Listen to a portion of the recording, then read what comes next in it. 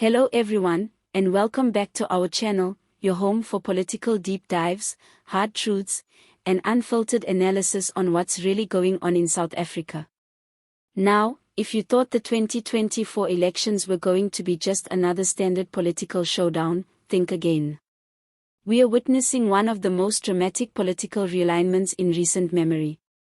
In a shocking move, LAlfred Motsi, yes, one of the founding members of the Economic Freedom Fighters, has officially resigned from the party and joined Jacob Zuma's uMkhonto weSizwe party.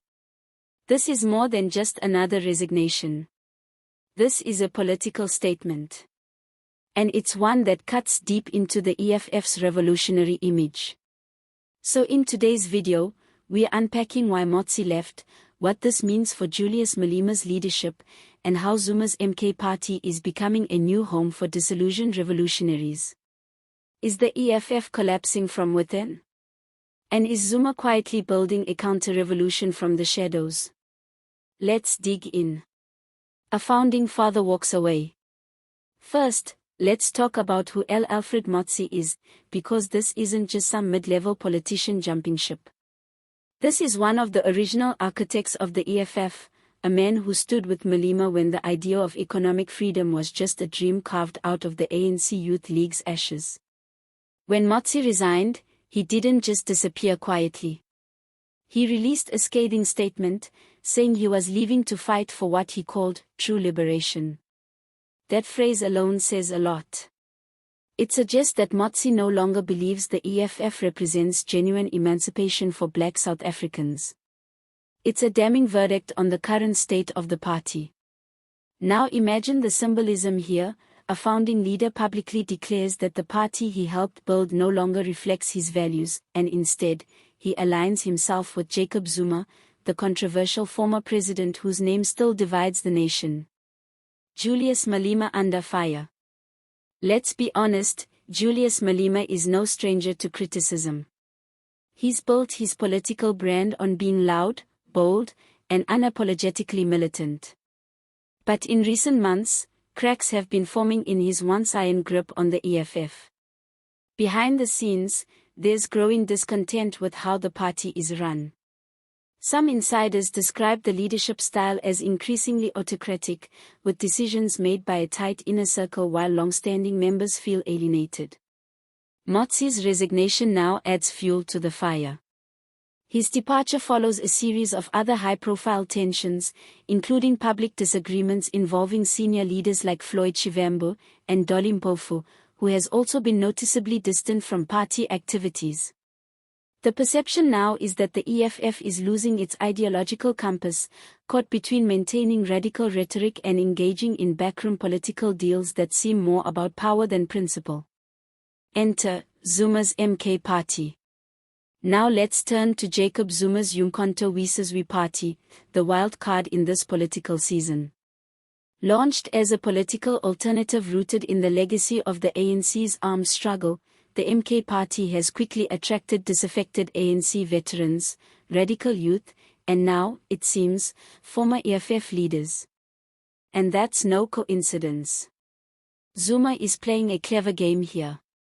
He's presenting the MK Party as a return to real revolutionary politics, free from the compromises of the ANC and the chaos of the EFF. For people like Motsi, who feel the struggle has been hijacked by political elites, Zuma offers an appealing, albeit controversial, alternative. Let's not forget, Zuma still commands massive grassroots support, especially in KwaZulu-Natal and parts of Mpumalanga. He's tapping into a deep sense of betrayal among poor Black South Africans who feel that post-apartheid promises were never fulfilled. By joining Zuma's party, Motsi isn't just making a career move, he's aligning with a counter-narrative that frames the current political elite, including Malema, as having sold out the revolution. Is the EFF facing an identity crisis? Here's the big question, is the EFF falling apart? Not quite, but it's clear the party is entering a period of serious turbulence. The departure of founding members, internal power struggles, and growing public frustration with performative politics are chipping away at the EFF's credibility. Even among supporters, there's concern that the party is now more about Malema's personal ambitions than collective liberation. The fiery speeches and marches haven't translated into systemic change, and voters are noticing. On the ground, many once loyal EFF voters are asking hard questions. Why are we still dealing with landlessness? Where is the economic freedom we were promised? Why does the party now seem more focused on celebrity court cases than community building? And into that vacuum steps Zuma, an old lion, but one who knows how to read the winds of revolution. Zuma's political resurrection. Jacob Zuma has been written off more times than we can count, but he keeps coming back.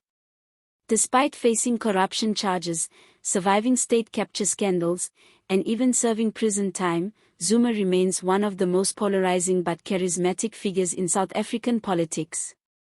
And now, with the MK Party, he's rebranding himself as a liberation elder, offering guidance to younger fighters who feel lost in a political system that's failed them. What we're seeing here is a political convergence: disgruntled EFF members, sidelined ANC veterans, and radical youth all moving toward a new power base that could shake up Parliament in 2024. It's too early to say whether the MK Party will make a massive dent at the polls, but if it keeps attracting key figures like Motsi, it could well emerge as a keymaker in a coalition government. The road to 2024, what's next? With the general elections just around the corner, South Africa is at a crossroads. The ANC is bleeding support, the EFF is struggling with internal fractures, and the DA is still viewed as a party out of touch with the working-class black majority. That leaves a massive political vacuum, and the MK Party is aggressively trying to fill it. But let's be clear, this isn't just about party politics. It's about what kind of country South Africans want. Do they still believe in the post-1994 dream of constitutional democracy? Or are we entering a new phase, one defined by populism, radicalism, and political nostalgia? LAlfred Motsi's move is a symptom of this deeper unrest. It signals a broader rejection of what many see as fake radicalism and elite posturing. And as more political veterans make their way toward the MK Party, the message is loud and clear: the revolution is far from over, but its leadership might be changing. Thanks for tuning in.